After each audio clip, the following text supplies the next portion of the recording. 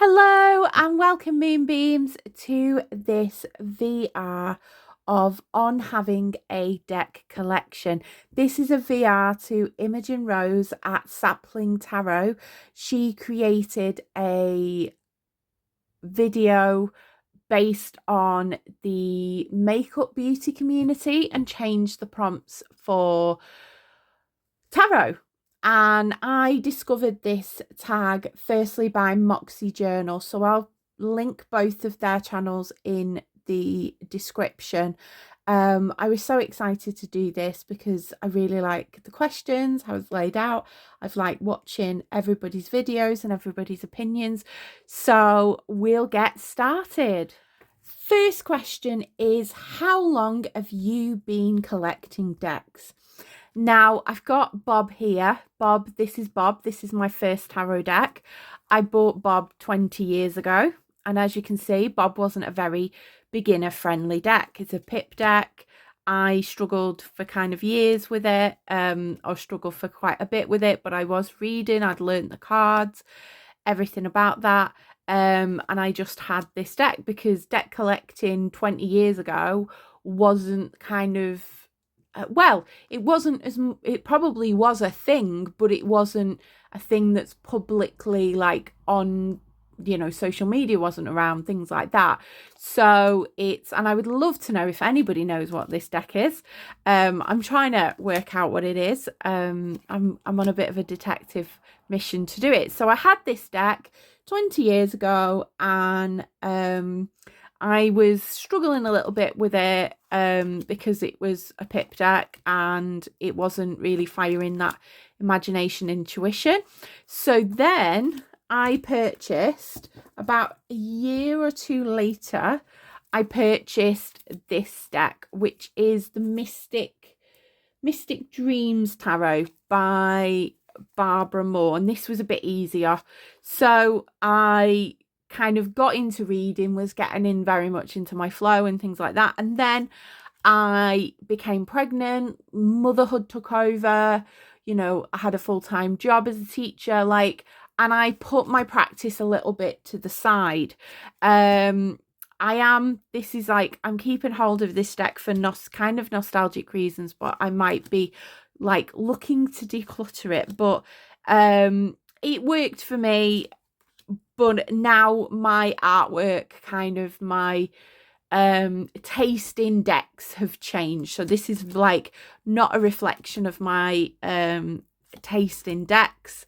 And at that time, I think you could buy things online, but again, you didn't have the YouTube community to be able to see all of the cards, so I didn't know whether I was going to get on with it.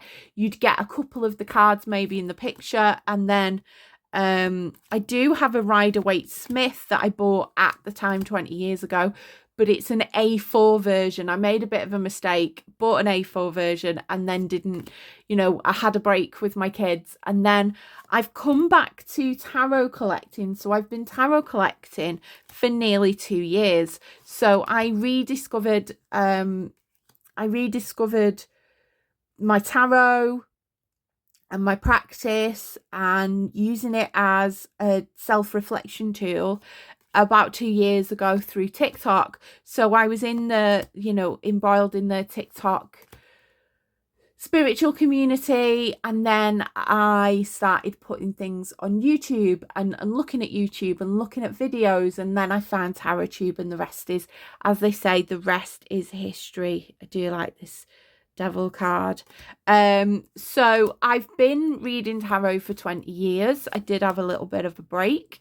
Then I've been collecting for about 2 years, give or take. I still do have a smallish collection, but I'm quite happy with that. But yeah, these are the first 2 decks that I ever got. So we've got the Mystic Dreamer Tarot and the Unnamed Bob. Yeah, so I've got no idea what this deck is, but it come with a book, and I've got the book, so I'm gonna try and research via the book to try and see. I should take pictures of the cards and see if I can Google Lens it, and it might tell me what it is.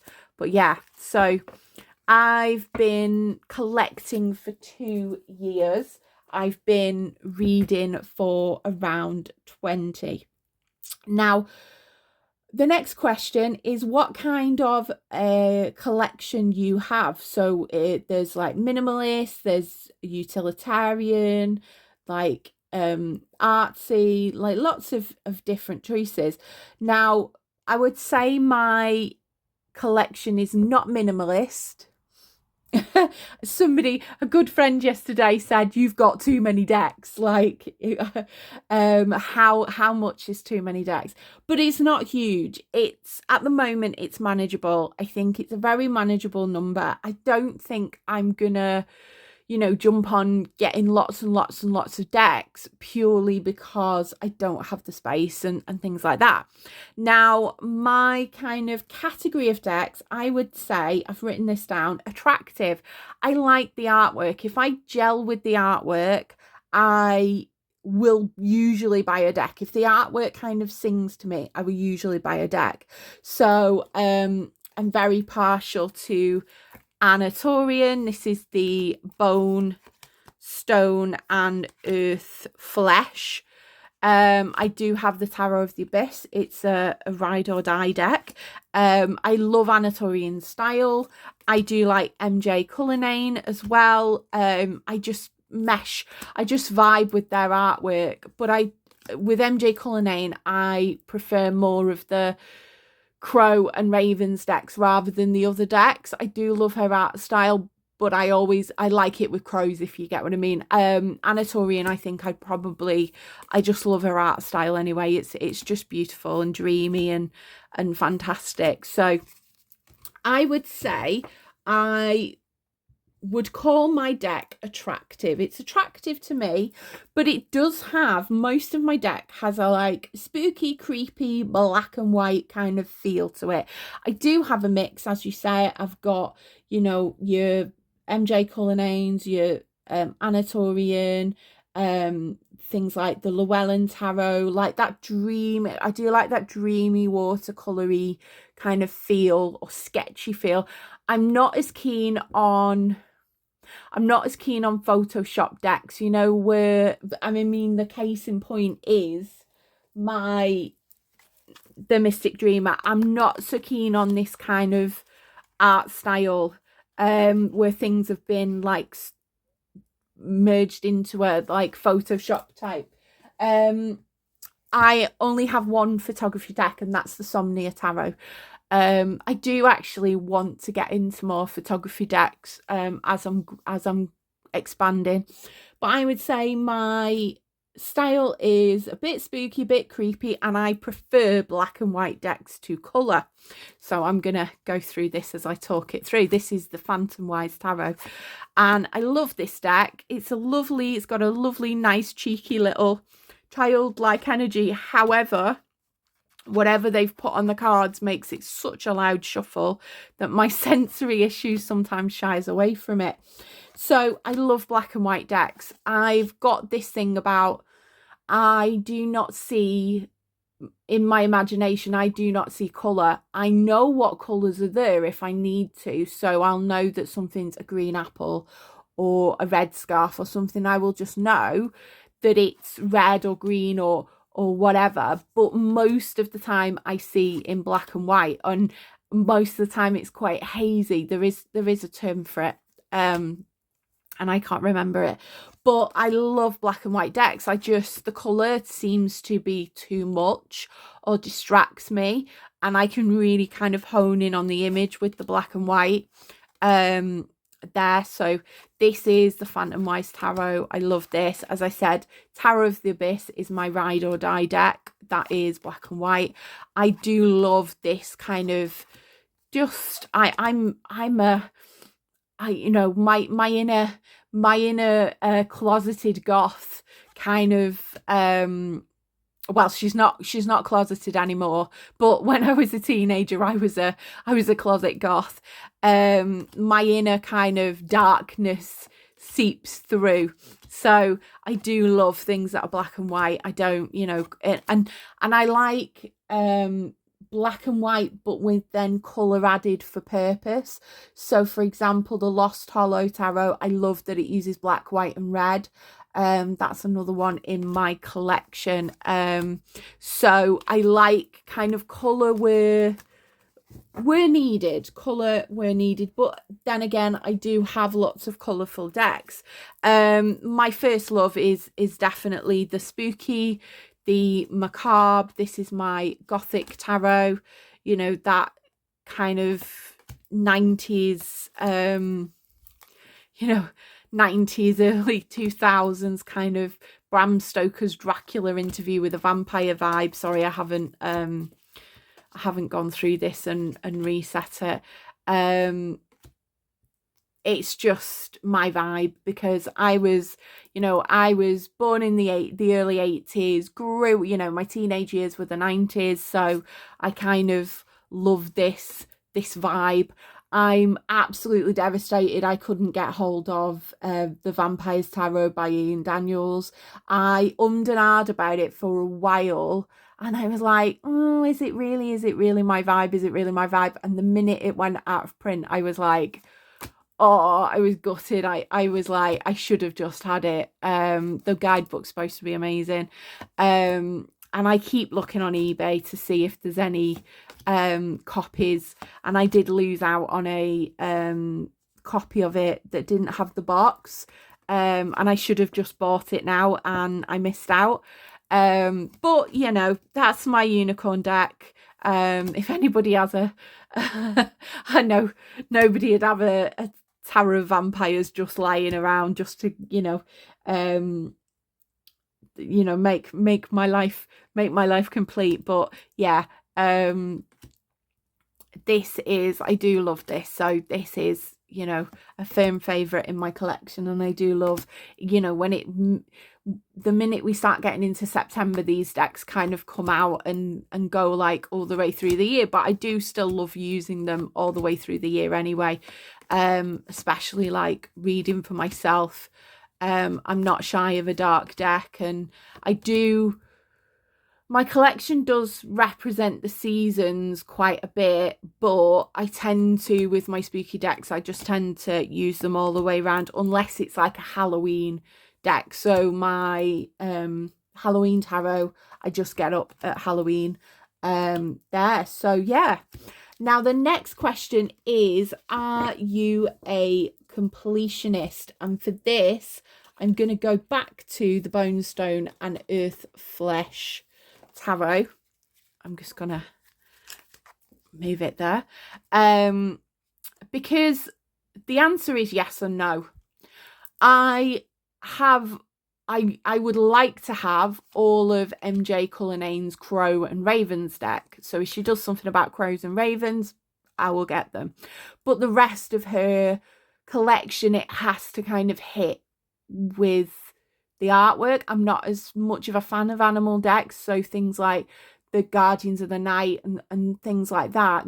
Even the Magpie deck, I was kind of, well, the Magpie deck, I can't do decks that are like by lots of different creators where the artwork doesn't like flow. So yeah, that's just a me thing.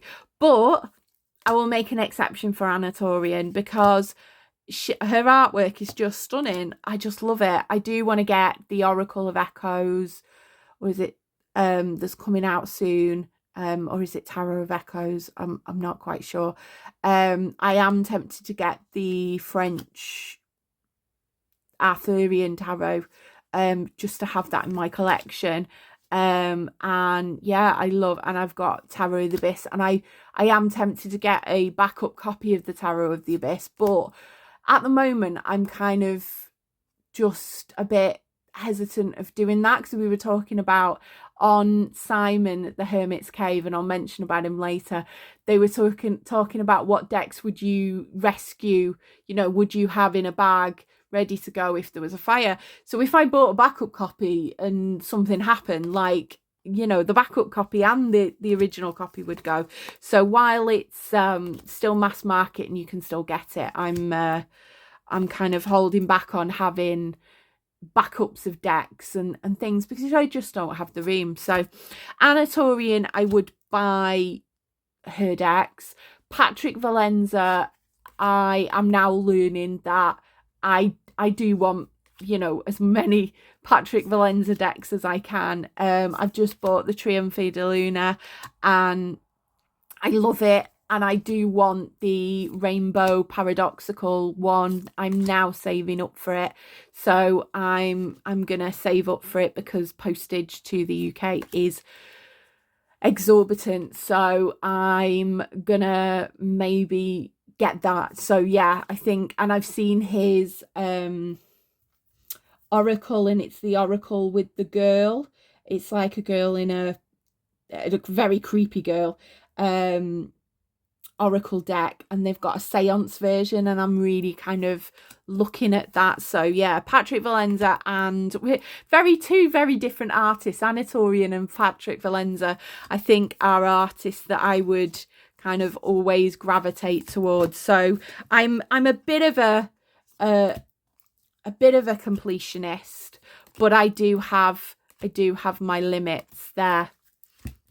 Next question is, how do you store your collection, or how do you organise? So at the moment, I am storing my bags inside these knitted, I started with knitting, I've moved on to crochet. I can just get a crochet bag from there. This is got my, for my Gothic tarot, so you can see it kind of matches the vibe there. So this is a crocheted one. I tend to, with my own bags, I tend to not put a closure on, but I'm now learning, I think I need to put a thing on so you can keep it closed. Or I do, you know, for ones that I've given to people, I do have poppers on. So this one's got a popper. This was made. So yeah, I have my decks in bags like this because, again, I have a smallish collection. This is the Ink and Intuition Tarot. I love this. This gives like Marseille vibes. Now I'm going to insert a picture. I'm going to turn that down. I'm going to insert a picture of my current setup in terms of how I have my decks at the side, like stored. So I'm gonna, editor Nikki is gonna put a picture in. I have like a shelving unit on a desk that I have my decks in, and I have a few in like cubby holes and bits like that. As you can see, it's quite full at the moment. Well, it's not quite full, but I think a couple more decks, if I put all of my decks in there, it would be full probably. I do have decks to the side of me, so the decks that I'm using most in the month, I will put them here to the side. I usually move them when I'm recording a video, and I'll put them on the bed. So I have like 3 decks to the side here. I also have some oracle decks that I always use. So my Moonology oracle decks are just at the side by my diary here in this very big bag. So I've got 2 Moonology oracle decks there in the bag, and they're my like go-to oracle decks. So I tend to keep them at the side where my diary is, and the rest of them go in the cupboard, and I will get them out where I need them. And often I will, when I'm in a live doing readings, I will get the decks out and put them behind me on the bed, so I can just turn around in my chair and grab the decks I need. Because I do particular readings and I use particular decks for those readings. So for example, my self-love deck, my self-love reading, I use the Goddess of Love Tarot and the Tell Me You Love Me Oracle. So I have to grab them. Now, I'm keeping my collection small because that is about all of the room I have. I can move below, and I can move my like witchy supplies somewhere else and have decks like stacked below it, which would give more space. But now I'm getting to the point where, because I'm getting so many decks, I need a bag for each of them. And again, the bag doesn't have to reflect the colour, but I don't like repeating bags. Like, I've got a couple of rainbow bags that are the same, and so I just know that either it's the Joker Tarot or the Deviant Moon Tarot in the rainbow bag. I can kind of work it out, but it's getting to the point where I'm forgetting what the decks are, and I've got a massive stash under the table where I've got my boxes. So I'm getting to the point where I might actually start putting them in the boxes and keeping them in the boxes and having them stacked up. I don't know whether that will give me a bit more room. But the question is, what do I do with all these tarot bags? I've got about 20 made tarot bags, and some that I've kind of bought as well. Yeah, so my collection isn't going to get too much bigger because I don't simply have the space for it, because that is the only space that I have to store my decks. I could push for more, but I don't feel like I need to. I'm at the point where I want to keep my collection where I can still remember the decks that I've got, if that makes sense. So yeah, it might change in the future. It's hard to kind of know where everything is. My favorite thing, moving on to the next question, my favorite thing about my deck collection is it's not too big. I can still use the decks all realistically throughout the year. I think I counted, and I've got I think I've got around 40 tarot decks. I think it might be a little bit more now. It might be going towards 50. And I'm saying that, and that's like, but I could realistically use most of them within a year if I'm really conscious. I could use I could keep changing, 3 up every 2 weeks or so, and I think that would kind of use them up. I mean, I could do a tarot deck a week, so I could make sure I'm using those 50 decks within the year.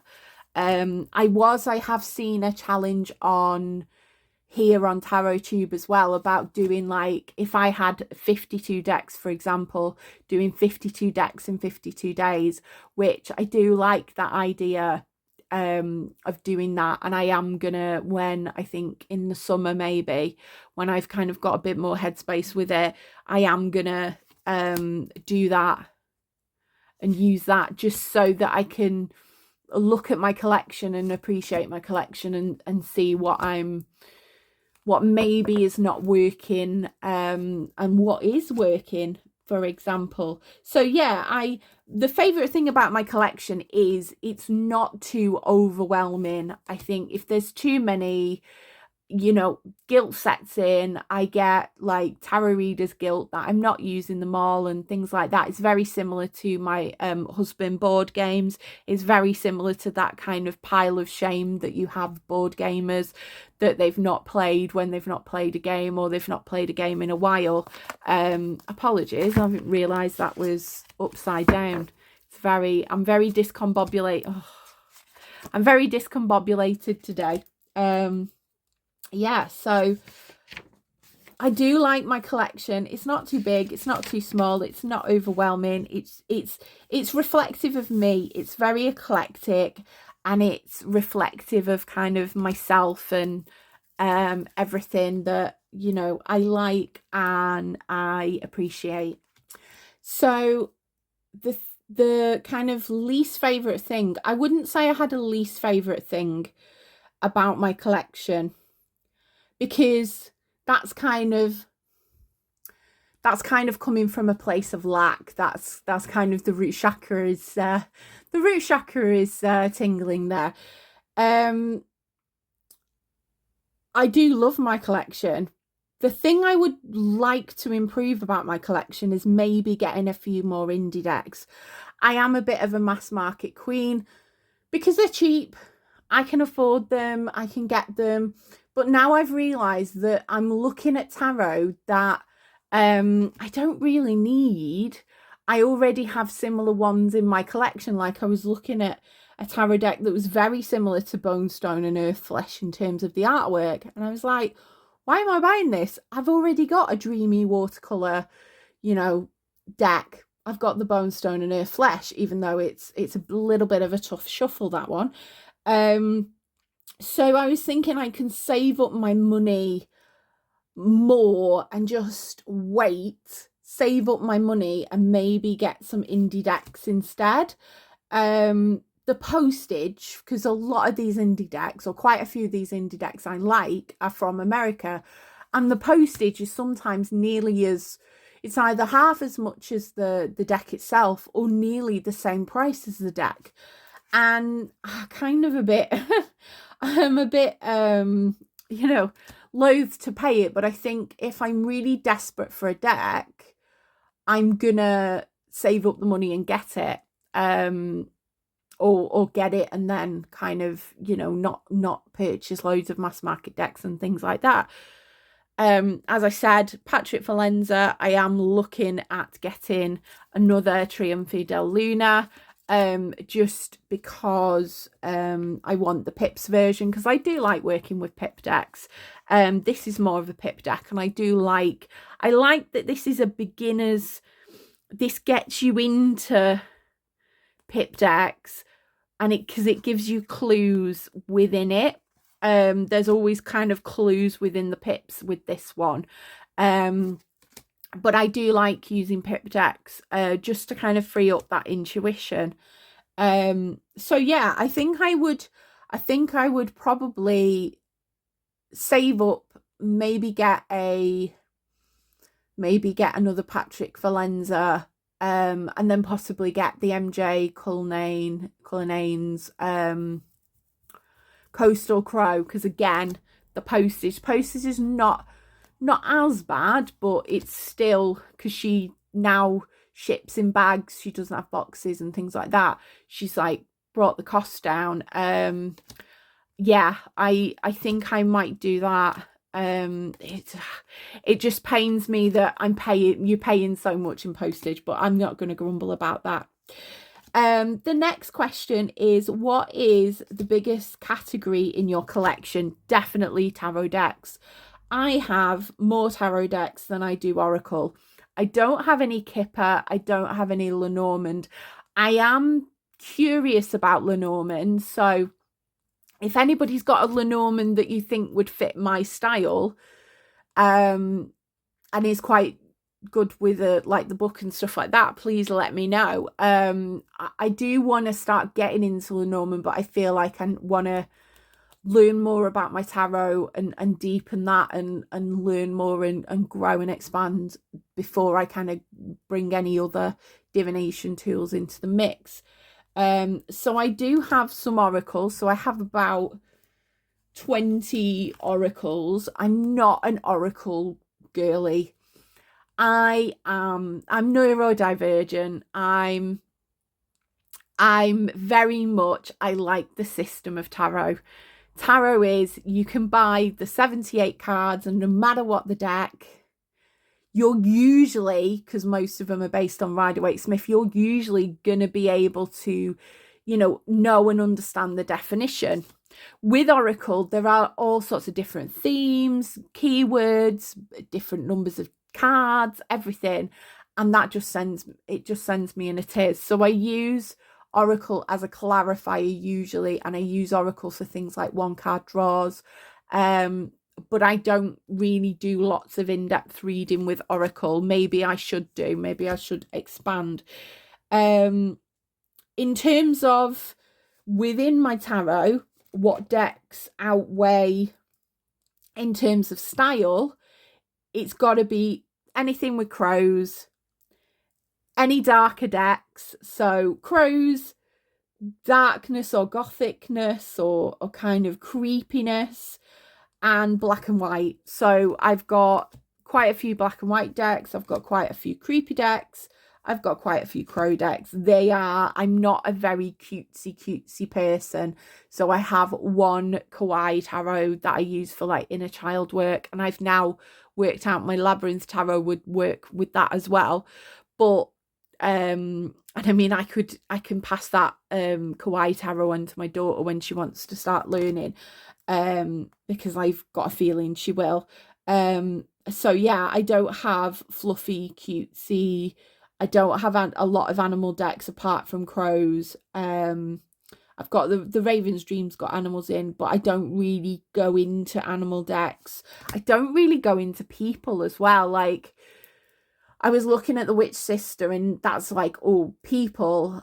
I'm not keen on all, portrait decks. Photography I could get into, but I'm more of a scenic kind of artistic type of girl. And I do like my like surrealist. If it's strange and surreal, I will get it. I think I've covered the next question is, what is the smallest category of your collection? And as I've said before, I don't have any Lenormand, I don't have any Kipper, I have Oracle, and I'm just trying to look for an Oracle here. So I have, this is the Deep, Dark and Dangerous. I have not many Oracle decks. I do quite have a like to Stacey DeMarco's decks. And again, I'm not a completionist. I don't have them all. But I do like these, that they've got the keyword and then they've got the image, and you can get a lot out of the image. You're not a slave to the kind of guidebook. But the guidebook obviously does help. So yeah, in terms of my collection, I have more tarot. I have about 20 Oracle and ish.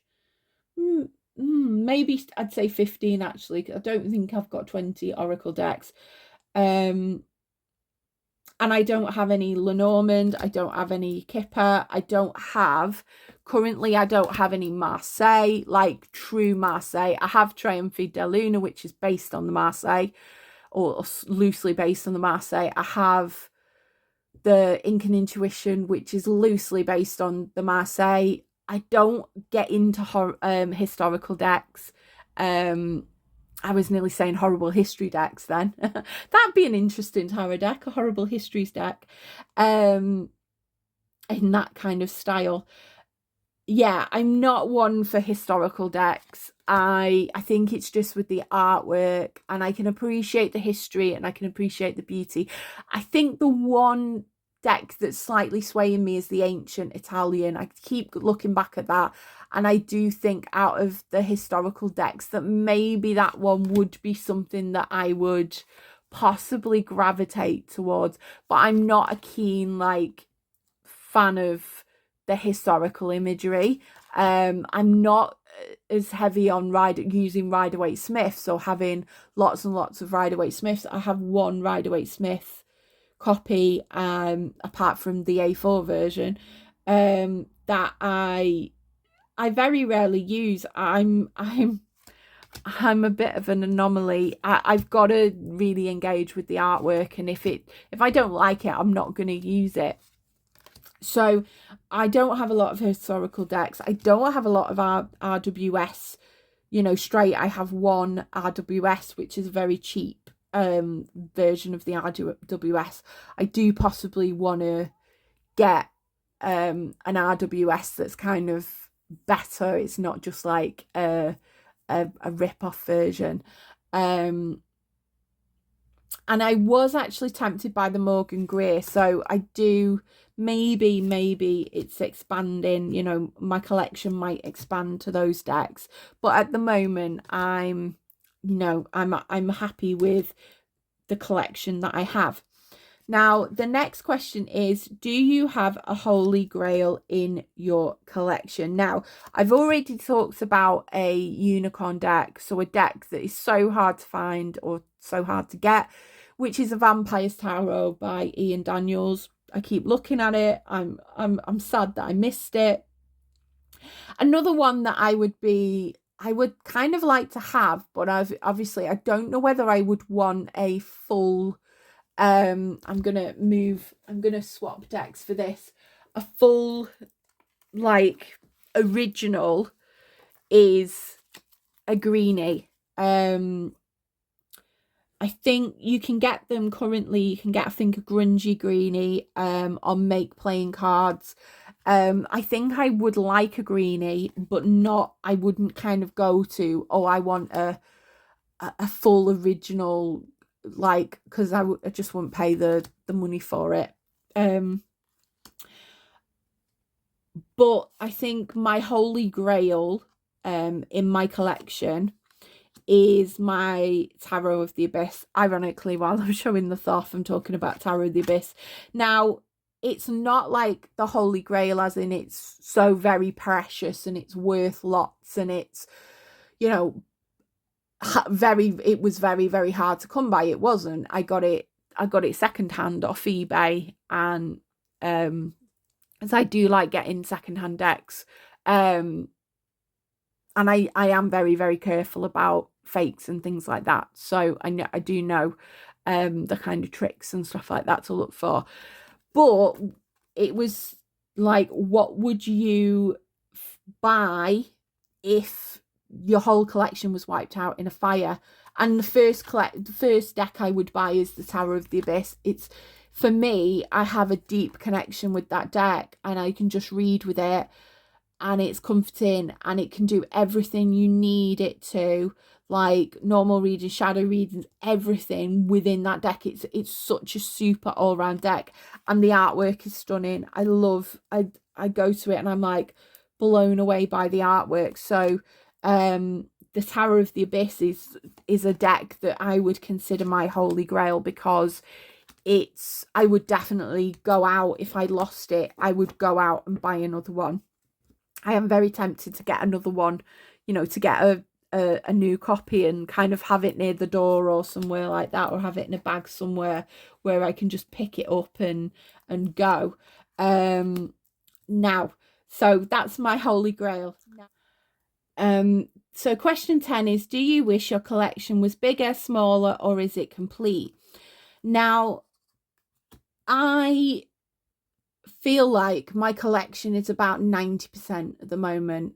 I don't think it needs to get any smaller, although I am decluttering some decks that I kind of don't get on with and I don't gel with. I'm going to move on to them later, but I am going to get a few more. So I think I'm happy with what I've got. I would like to get some more indie decks, and there are a few decks that definitely, there's an Oracle deck called the Vampire Fae that is coming out that I'm definitely gonna probably purchase.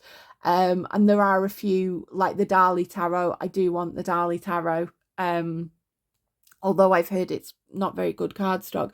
So I am happy with my collection at the moment. There are a few more that I would like to get, but it's not like, I wouldn't say it's too small. I'm happy with it. I think I'd get overwhelmed if I had too much. I'm very much of a person that builds stuff up but then likes to declutter and likes to get rid of the stuff that I don't use, because again, I'd feel guilty, plus I don't have the space. I did, you know, I do have hoarding tendencies, and I'm very aware of that. So I'm very aware that I will do a cull and get rid of things and stuff like that as I need to. And then the next question is, how often do you declutter your collection? I'm going to move on to one of the decks that I am actually decluttering. So I've put it all back in order. This is the Healing Spirits Oracle. And I'm going to say I declutter my decks roughly. I'd say I've had these decks. I've had this just over a year. And I've had the other deck, the Shadowscapes Tarot, for a year. And so I think, you know, every year I would consider, well, what are the decks I've not used? I moved them into Purgatory about 6 months ago. I tried to, in my January like decks I'm using in January, I said the Shadowscapes I was going to try and use for the whole month. I got to about a week. I had been using it in December as well, but I was just like, this is not getting, I'm just feeling cold from it.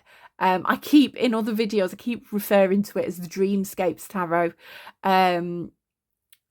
Because I don't understand the title as well. I don't get where the shadow is, you know what I mean? And I probably a victim. I haven't read the guidebook, the full guidebook, but yeah, it's a deck that just it left me cold again. I'm very, very reluctant now to just buy a mass market deck because, you know, it kind of looks pretty. I want to really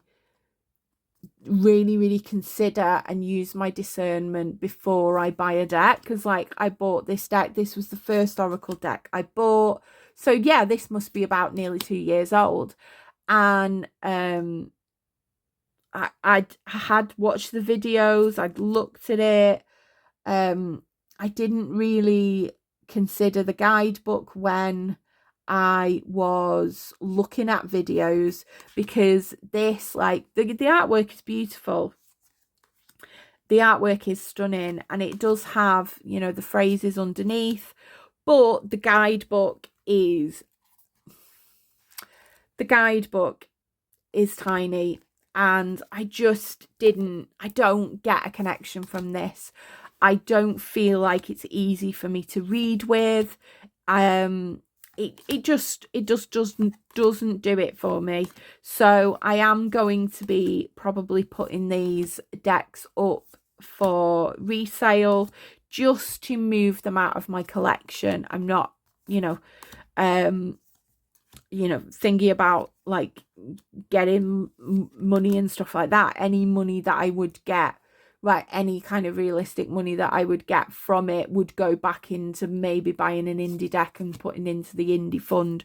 So yeah, so I declutter. Maybe I'm gonna kind of think every year this time around this year and think about, well, what decks have I not used, what decks have I not looked at, and then maybe go back to him. I have got a few decks that I haven't used that I will still keep hold of, like my Marvel Tarot. I bought the Marvel Tarot, couldn't really get on with it. The cardstock is really hard to shuffle as well because it's quite thick, and I've kept it because it's Marvel. So I've kept it because it's a Marvel deck and I'm a Marvel fan. I've kept it as a collection piece. It wasn't very expensive, you know. I don't want to kind of part with it and move it on. The same with my Shakespeare Tarot. I bought the Shakespeare Tarot, and it's a 1990s copy, and I don't use it. I have it for a collect. It's a collection piece, so I look at the artwork and things like that. It's a collection piece. The same, I'm going to say the same with my Wicked Tarot. The Wicked Tarot I do not get on with. It doesn't read well for me. The artwork is stunning and beautiful, but there's something about it that doesn't click with me. But I'm probably going to keep it because it's the Wicked Tarot. And again, my daughter loves Wicked, so she will probably get it from me when she's older, because she's 9 at the moment, so I wouldn't be encouraging her to do tarot maybe when she's in a good couple of years. So that is one of the decks I am getting rid of and decluttering, and I am decluttering the Shadowscapes as well. So I've put them all in order, ready to kind of go up and be sold. There. Next question is, do you ever get envious of seeing other people's collections? Now, This is the Trionfo del Luna. This is Derek Delboy. We've lovingly named him because my deviant moon is called Dave, so it's creepy Dave.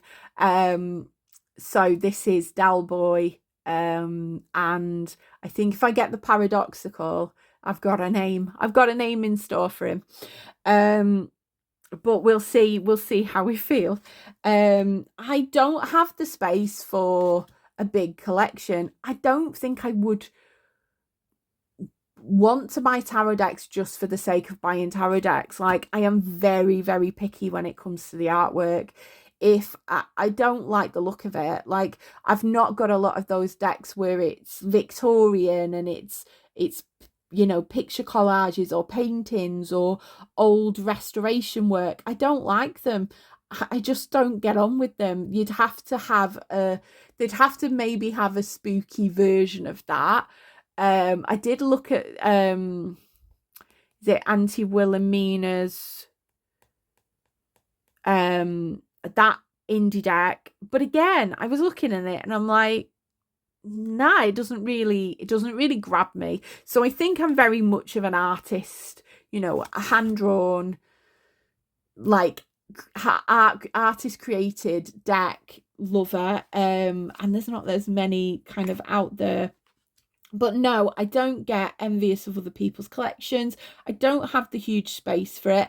I don't have the bank balance for it. I used to be a teacher, and when I was teaching, I could buy myself a cheeky deck a month, or a deck, if a few came out, like a deck every 2 weeks and things. And I ended up last year, because part of it was I was working part of last year, I ended up with about 13, 14 decks. I can't do that this year. I just don't have the means to do it.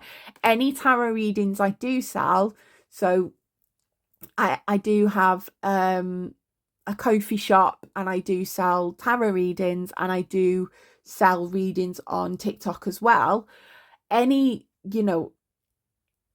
money that I do get from that then goes into the fund to be able to kind of buy, and now I'm saving up for indie decks, buy more decks. I've got a couple that I want, but again, I'm holding off because they're mass market, and at the moment they're not looking like they're going out of print, so I might wait.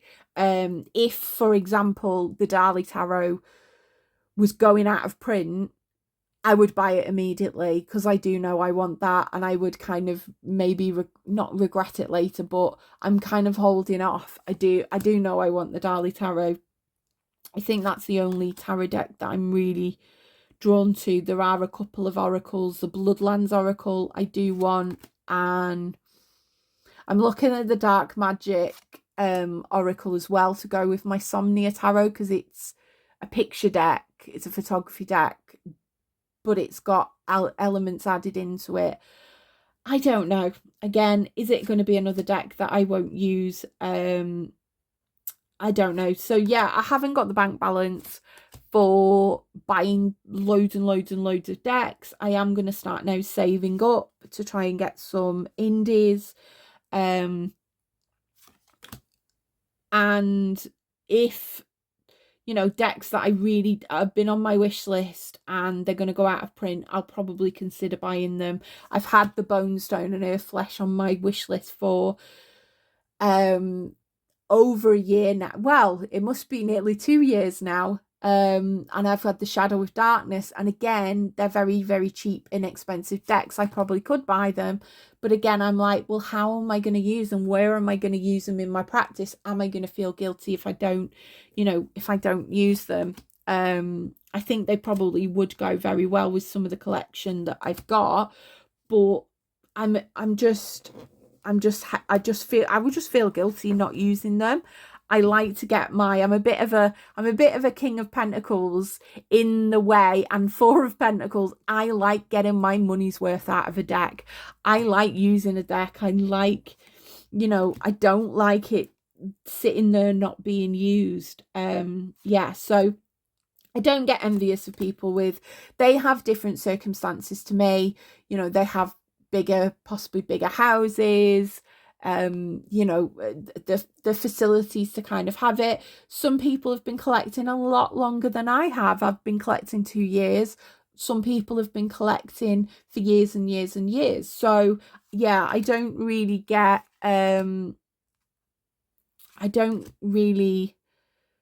envious about other people's collections.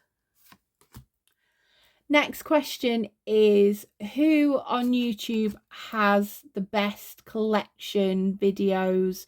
Firstly, in terms of collection, I mean, a lot of people know Simon at the Hermit's Cave is absolutely, his collection, it's absolutely immense.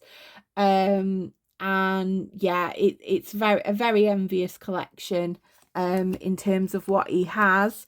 Although I don't get envious because I don't have the room and the kind of finances to do that.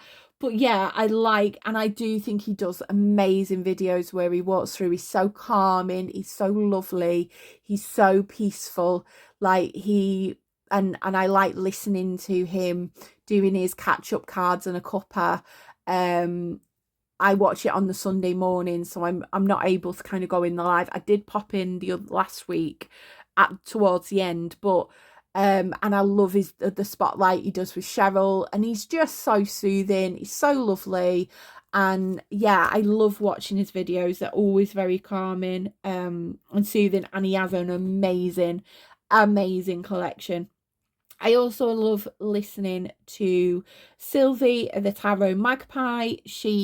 I think Sylvie, from a point of view of learning and studying, and, you know, I've watched a video about books on the tarot, and she's really, really helped, like having a tarot system, like learning and developing and growing. And I think from that point of view, I really love her videos about how, you know, you're never done with tarot. You're always learning, you're always getting more and things like that. So I think from the educational side, I like listening to Sylvie's videos. I like watching Sylvie's videos, and I do like her deck collection as well. And another person that I like watching is Marilyn. Marilyn's Tarot Takes.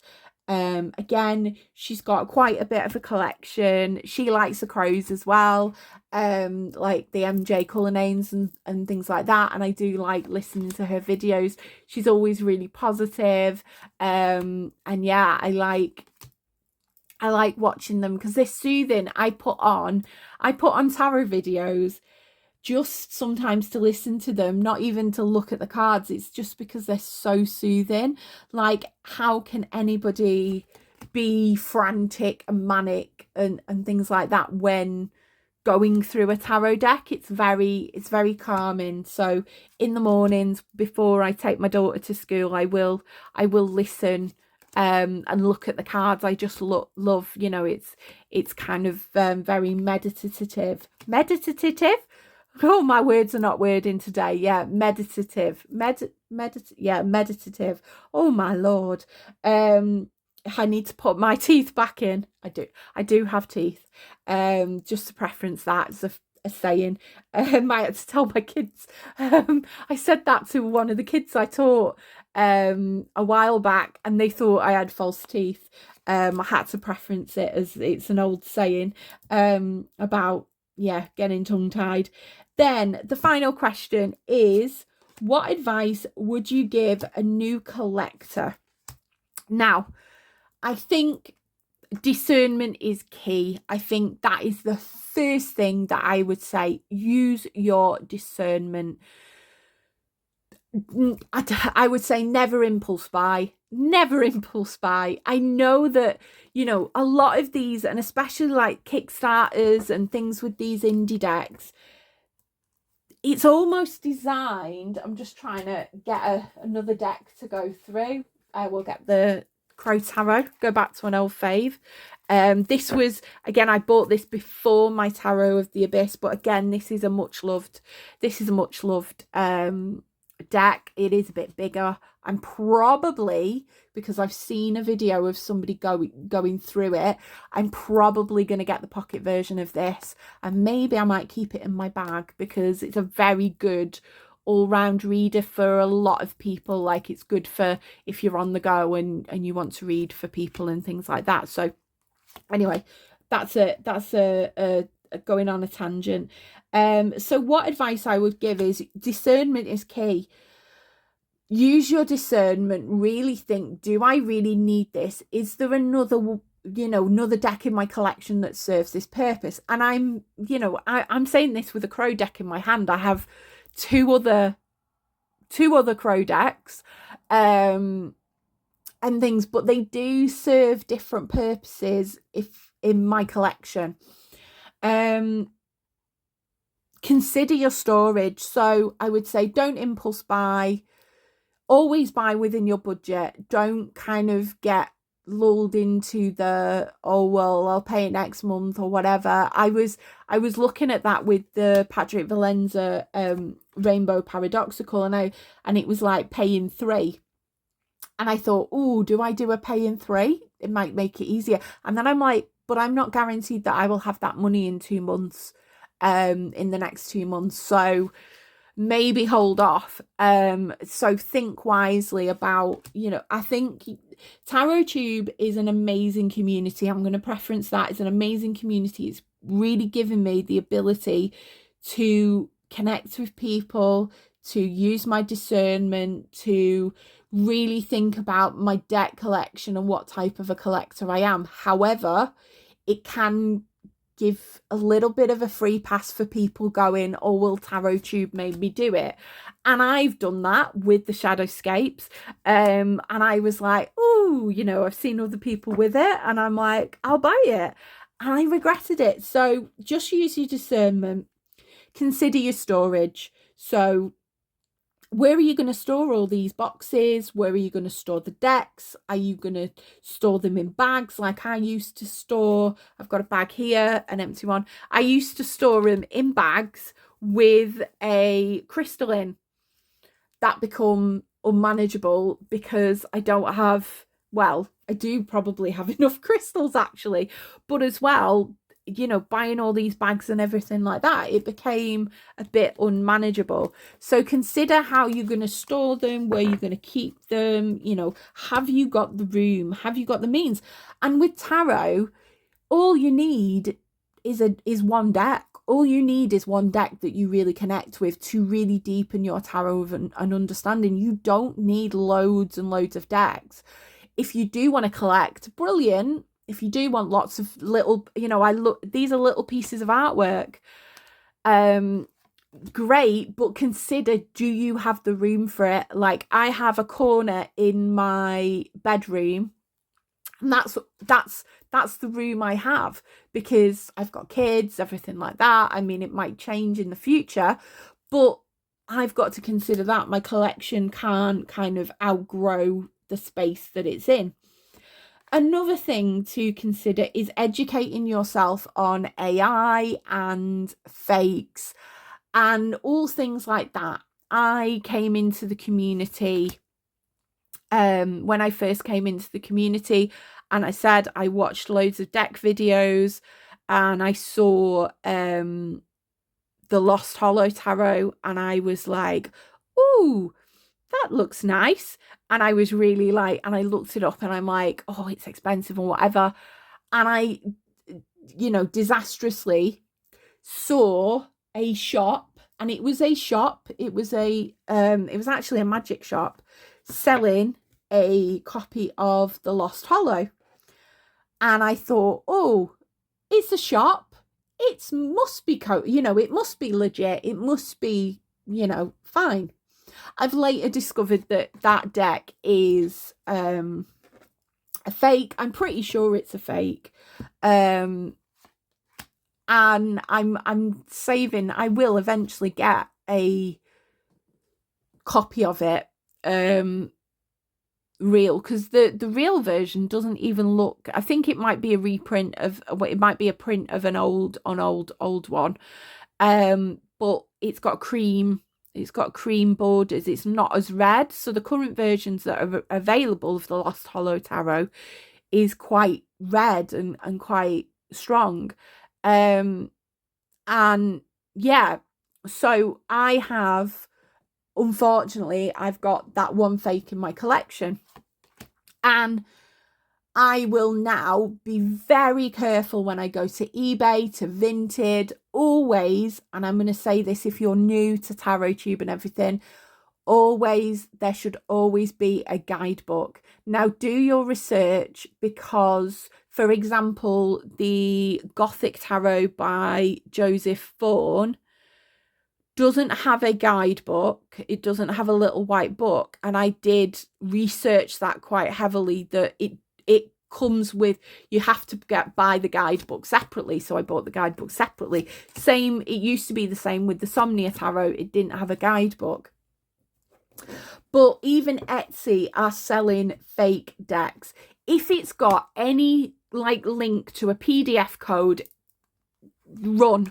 It's a fake. I'm going to say it. There are so many people, and I think people have bought decks bought decks legitimately, because I've seen a fake deck being marketed at $12.99 from a stall, from a, stall holder. They've been a fake, and it's got a PDF code on the back, and I know it's a fake. And even TikTok shop are rife with fakes of tarot decks and oracle decks and things like that. Shein, Temu, all them places are rife with fake decks. They are not, if it's too low a price, it's too good to be true. Even Amazon used to have a few. You have to be so careful with Amazon as well, because even like the Lightseers Tarot, controversial thing, I don't really understand. Well, I don't really get the hype of the Lightseers Tarot. But another thing with they were selling fakes. They were selling fakes. I could see by the advert, I could see the way it was put out, that they were selling fake decks. So be very, very careful. I mean, if you want, I would say fake decks, do not ever give the money back to the creator. So if you're buying a legitimate deck from a publishing house, you know that that person is being paid for their artwork. I know that MJ Cullinane, by me buying this deck, has been paid for this. Fake decks don't do that. They don't pay the publishers who've spent the money developing it and getting it sorted and all that manpower that kind of goes behind it. That publishing house will have spent a lot of time, effort and money onto putting that deck on the shelves. And these fake people, and also the cardstock is usually very cheap, very thin, and they're always usually smaller. So my Lost Hollow is playing card size, I would say. But it's probably smaller than playing card size, like mini playing card size. And the quality of it is like paper thin. One would also say it's kind of Llewellyn quality cardstock, throwing a bit of shade there. But again, with Llewellyn, you're getting a massive big box. With most Llewellyn decks, they come in a big box. So kind of use your discernment with that, and kind of think about where are you putting your money into in terms of fakes and things. And it's the same with AI. And I'm going to I'm going to pretty much die on this hill of AI is taken away from artists. Now, I do see the other side of it.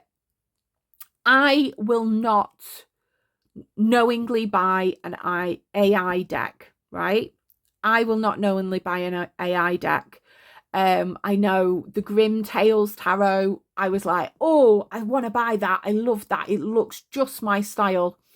Watch the videos, everything. And I was like, there's just something not right. And you can't find the author anywhere, the artist anywhere, in terms of social media and things like that. These artists will have a social media. These artists usually have some form of social media where you can see their artwork and be it progress. Like I follow MJ Cullinane, I follow Anatorian, I need to follow Patrick Valenza.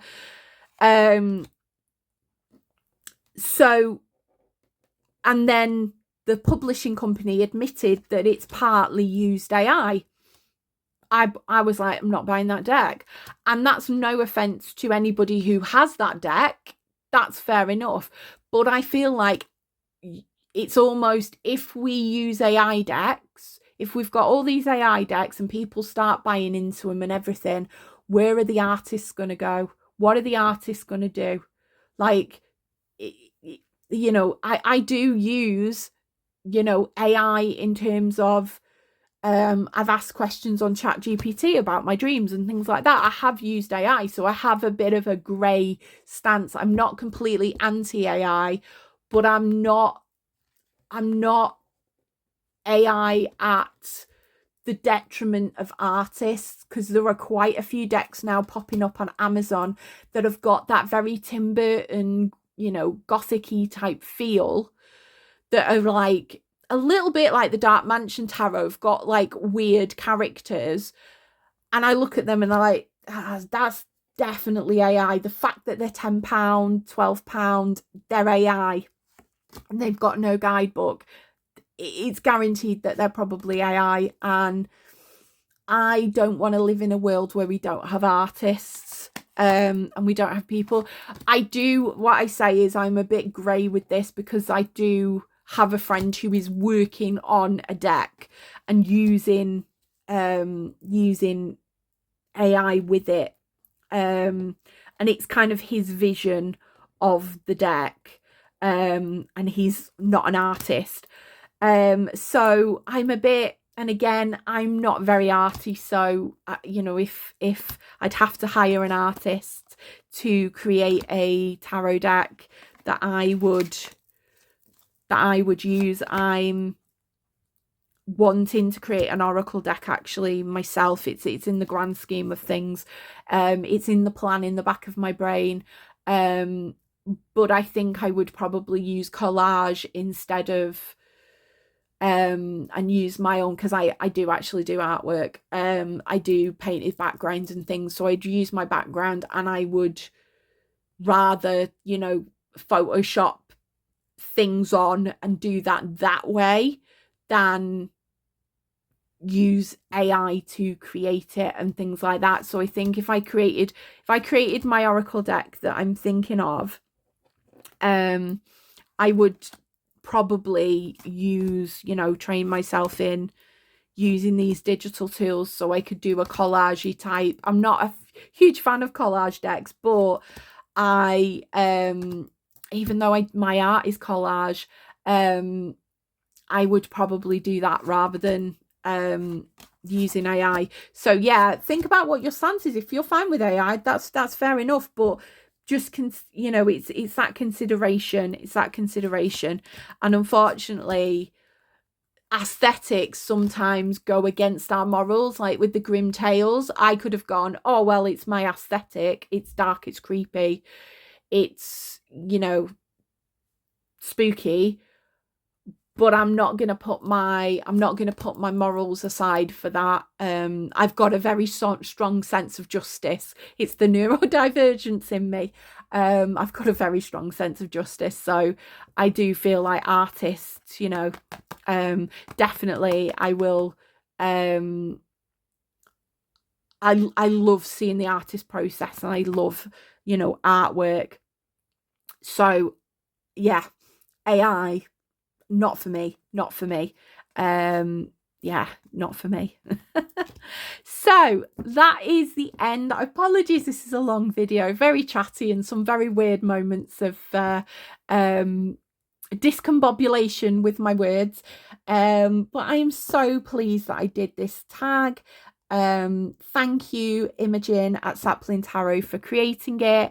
Thank you, Moxie Journal, from where I saw the video originally.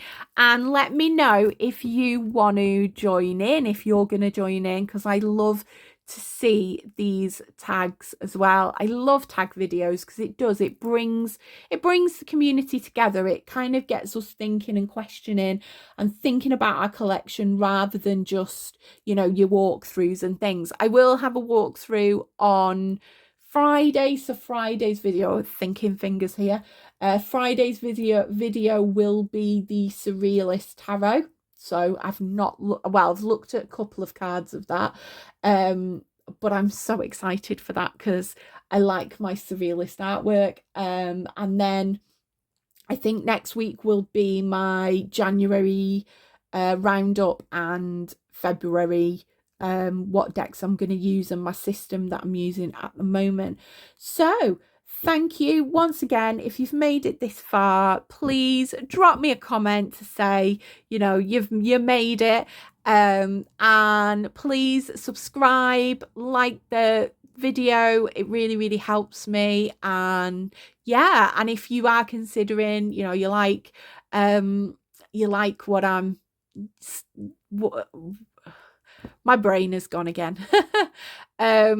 If you kind of, you know, like my vibe, maybe consider looking up reading and things like that, because as I said, I have been reading cards for 20 years.